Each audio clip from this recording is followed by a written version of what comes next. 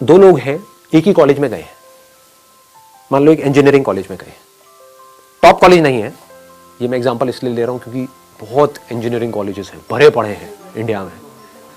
4 साल तक लग करके दोनों ने पढ़ाई करी, पढ़ाई में ऑलमोस्ट एक जैसे थे, ना टॉपर्स थे ना बिल्कुल ही गए गुजरे थे, मीडियोकर थे। दोनों ने जॉब के लिए ट्राई किया, एक जगह किया, 2 जगह किया, 10 जगह किया और जॉब मिली ही नहीं। ये क्या है? सक्सेस है, फेलियर है? फेलियर है। 4 साल कुछ नहीं किया, 4 साल वेस्ट हो गए, पैसा भी वेस्ट हो गया, हर तरफ से स्ट्रेस क्रिएट हो रहा है। तो क्या हुआ, एक बंदा डिप्रेशन में चला गया, उसने कहा मैं तो फेल हो गया लाइफ, अब मेरे बस का कुछ नहीं है, मुझे नहीं समझ आ रहा। और उसने क्या कहा, अब मुझे जो भी जॉब मिलेगी जैसी मिलेगी मैं कर लूंगा, ना से तो हाँ है। तो क्या हो रहा है, वो फ्रस्ट्रेटेड है क्योंकि वहां से ना तो पैसा ज्यादा आ रहा है, काम भी अपनी पसंद का नहीं कर रहा है, और घर वाले भी अच्छे तरीके से उसको सुना रहे हैं based upon his past failures, उसको खुद को भी बार बार अपने पास्ट फेलियर्स याद आ रहे हैं, तो वो नीचे धंसता ही चला जा रहा है। इसको बोलते हैं रॉन्ग थिंकिंग। ऐसे ही होता है ना। ये मैं एग्जांपल यहाँ पे इंजीनियरिंग का दे रहा हूँ, यहाँ पे आप किसी रिलेशनशिप को भी रिलेट कर सकते हो। एक रिलेशनशिप में घुसे, सबके अगेंस्ट जा करके, और फिर ये हुआ और सब कुछ ही खराब होता चला जा रहा है, रिलेशनशिप डिवोर्स तक की नौबत आ गई, तो आदमी कैसे डिप्रेशन में जाता है, आदमी या औरत व्हाटएवर। तो अब दूसरा जो बंदा है, जो लाइफ में कुछ बड़ा करने वाला है, जिसकी सोच सक्सेसफुल लोगों के जैसी है, और सक्सेसफुल लोगों की सोच कैसी होती है कि अगर कुछ भी मैंने किया है तो कुछ ना कुछ वहां से सीखा है। ऐसा कोई काम नहीं है जो आपने लाइफ में किया हो और उसका आपको कोई बेनिफिट ना हुआ हो, इम्पॉसिबल। अच्छे से अच्छा, बुरे से बुरा।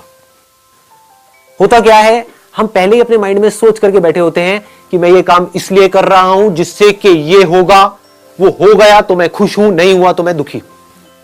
इसको नैरो माइंडेड अप्रोच बोलते हैं, इसको मैकेनिकल थिंकिंग बोलते हैं। समझ गए ना।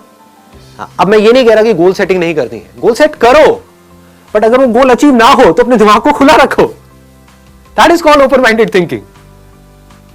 ये नहीं कि एक चीज नहीं हो रही है।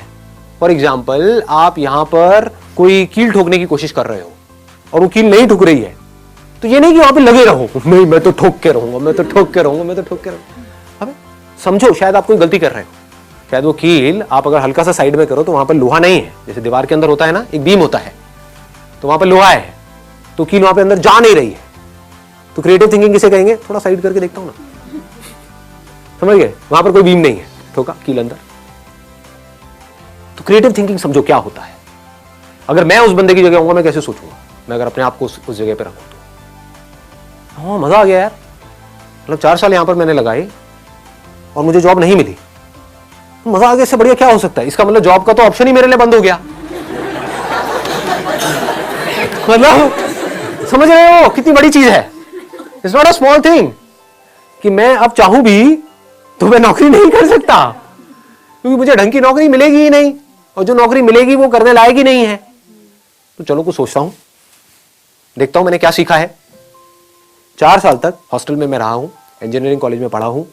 अब मुझे क्या समझ आया वहां पर रह करके कि जो हॉस्टल्स हैं वहां पर एक बहुत बड़ी प्रॉब्लम है जो मैंने फेस करी, कि मेरे हॉस्टल के अंदर कोई भी जो मेरे को डे टू डे यूज के लिए चीजें चाहिए होती थी, दारू, सुट्टा और गांजा के अलावा, तो ऐसी जो चीजें मेरे को चाहिए होती थी डे टू डे यूज के लिए, चाहे फिर वो टूथपेस्ट हो, साबुन हो, ये हो, वो हो, क्योंकि हॉस्टल में जो लड़के होते हैं या लड़कियां होती हैं, उनकी जो नीड्स है वो बहुत अलग होती है उन लोगों से जो नॉर्मली घर में रहते हैं। और ये प्रॉब्लम सिर्फ मेरे हॉस्टल में नहीं थी, मेरे आसपास में पूरा का पूरा जो कैंपस एरिया है, वहां पर कोई भी ऐसी शॉप नहीं थी जहां पर मैं जाऊं और एक ही शॉप से मेरे को सब कुछ वो मिल जाए जो मुझे चाहिए। मतलब कि 4 अलग अलग दुकानों पे जाना पड़ता है। एक दुकान यहां है, एक दुकान 1 किलोमीटर दूर है, एक 2 किलोमीटर दूर है, एक 3 किलोमीटर दूर है, और ज्यादातर जो लोग होते हैं हॉस्टल्स में उनके पास कन्वेंस भी नहीं होता है, तो वो सब उठा करके सामान लाना पड़ता है। मतलब कितनी प्रॉब्लम्स मैंने फेस करी है, मैंने फेस करी है ये प्रॉब्लम्स। आप समझ गए ना, इसको ध्यान से समझे ना। अब मैं जैसे आप लोगों से बात कर रहा हूं ना, मैं अपना भी रिकॉल कर पा रहा हूं कि मैं यहां तक कैसे पहुंचा। एज अ मॉडल जो मैंने प्रॉब्लम्स फेस करी थी, उसका सॉल्यूशन निकालने के लिए मैं फोटोग्राफर बना। एक प्रॉब्लम थी मेजर कि 90% से ज्यादा जो मॉडलिंग एजेंसी थी वो सब फ्रॉड थी। तो अंदर से आया था कि नहीं यार, मुझे कुछ करना है। तो जैसे ही अपनी नजर को इस प्रॉब्लम पे आप ले गए, जिस प्रॉब्लम को आपने फेस किया है, जिसको आपने फील किया है, जिसको आपने एक्सपीरियंस किया है, तो उससे रिलेटेड थॉट्स आपके माइंड में आने लग गए। ये थॉट्स ही तो आइडियाज हैं, और क्या है? लोग आइडियाज का मतलब ये समझते हैं कि मुझे कुछ अजीब सा सोचना पड़ेगा। इंटरनेट पे बैठ करके देखते रहते हैं बिजनेस आइडियाज क्या है, उससे क्या होगा? आपके एक्सपीरियंस से वो कनेक्टेड है, आपके अंदर से आ रहा है। अंदर से आने का मतलब क्या है? कि आपने एक प्रॉब्लम को फेस किया हो और आप उसका सोल्यूशन निकाल रहे हो। तो अगर अपने हॉस्टल का आप सोल्यूशन निकालते हो, आप कहते हो मेरे पास में लिमिटेड पैसा है, ज्यादा नहीं है, सिर्फ 5-10 हज़ार रुपए, तो मैं ये नहीं कर सकता कि पूरे के पूरे कैंपस को ये ऑप्शन दे दूं, इतने मेरे पास में रिसोर्सेज नहीं है। लेकिन हाँ, जो मेरा हॉस्टल था, जहां से मैं निकला हूं, जहां पर मैं सीनियर था, जहां पर मैंने बच्चों की रैगिंग करी है, जहां पर मुझे ऑलरेडी सब जानते हैं, गेट कीपर से लेकर के ये लोग वो लोग सब जानते हैं। अगर उस हॉस्टल में जो भी कुछ चाहिए, सुई से लेकर के ऊपर तक, जो भी गलत चीजों को हटा दे वहां से, तो जो भी कुछ चाहिए वो सब मेरी एक वेबसाइट बनेगी, वहां पर है, और 2 घंटे के अंदर अंदर आपको डिलीवरी मिलेगी, विदिन 2 आवर्स। आपको कहीं जाना नहीं है, आना नहीं है, 2 घंटे में मिलेगी। और जो मार्केट में आप जहां से भी ले रहे हो उससे थोड़ा सा सस्ता ही मिलेगा आपको। आसपास में किसी दुकान वाले से भी टाइप कर सकते हो, आसपास में जो दुकानें हैं उनसे भी टाइप कर सकते हो। किसको आता हुआ पैसा बुरा लगता है? समझे? उनको जा करके आपने बोला कि मैं बल्क में लूंगा आपसे, मेरे को रेट बढ़िया दो।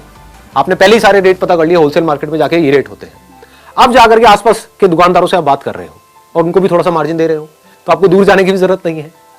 पास में ही किसी भी दुकान से उठाया माल, ला करके वहां पे उसको दिया, पैसा आपके हाथ में, आपने जा करके उस दुकान वाले को दिया, बाकी का जो मार्जिन है वो डाला अपनी जेब में।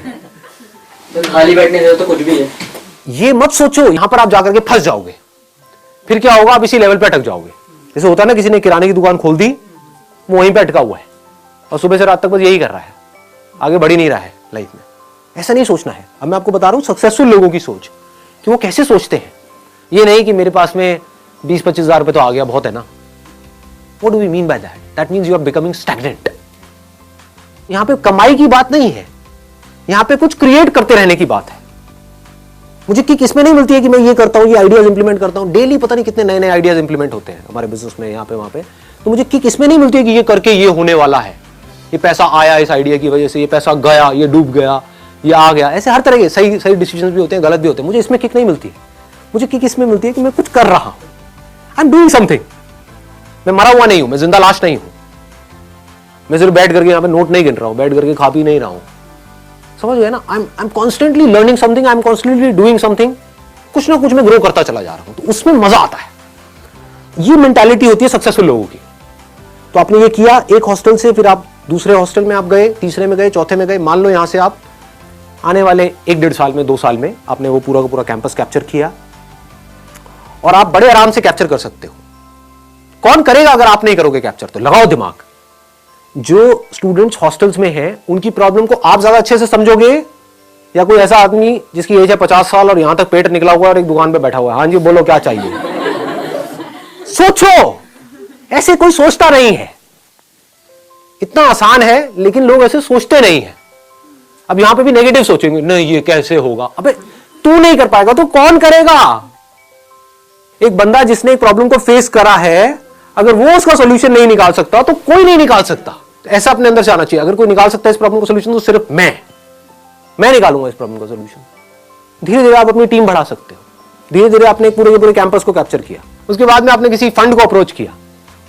प्राइवेट इक्विटी फंड्स हैं, वेंचर कैपिटलिस्ट हैं, एंजल इन्वेस्टर्स हैं, उनको जाकर के बोला देखो ये है मेरा बिजनेस मॉडल और यहां पर मैं इसको कर चुका हूं। तो I am not talking about something कि भाई विच इज एन इमेजिनेशन कि मैं ये करूंगा तो वो होगा। ऐसे तो हजारों लोग उनके पास में रोज आते हैं सुबह से रात तक। आप कह रहे हो मैंने ये किया है, देखो एक बिजनेस मॉडल खड़ा किया है, तो you have shown your vision, you have shown your execution capabilities, now you can easily get funding and it became a $10 million business. इसको क्या कहेंगे? सक्सेस कहेंगे, फेलियर कहेंगे? सक्सेस है। ये कैसे हो पा रहा है?